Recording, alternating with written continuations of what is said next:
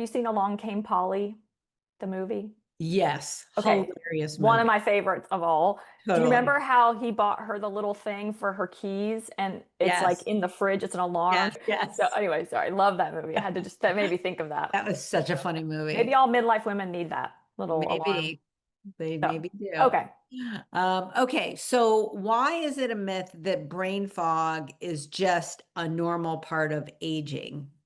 Yeah, I mean, kind of like what we were just all, all the things we just said, right? None of that other than normal hormonal decline, which again, most women are candidates for HRT if they want it. And there's lots of ways to do it. And that's what I educate on in my, clinical practice, private, one-on-ones with people and stuff too. But that is part of it. Like men lose hormones. Like it's normal to lose function of certain parts of your body, but everything else we talked about is a controllable, right? So it's not just, oh, I'm getting older.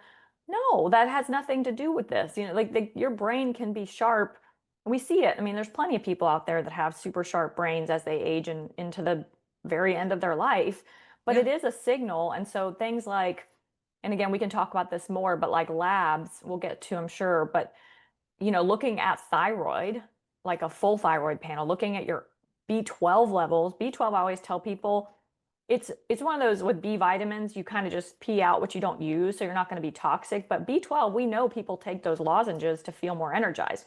B12 is kind of it's an energy thing, right? So you can look at your B12 levels in your blood. Um, you can look at things like iron is a huge, huge one. Like fatigue.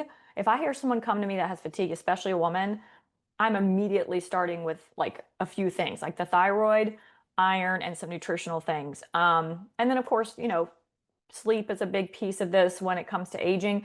Sleep does, from some of the studies I've read, and this could be, it's not, I don't have them like to pull up here, but sleep, as we age, we do actually tend to like lose some of the quality of our sleep normally, and even the necessity of a certain amount.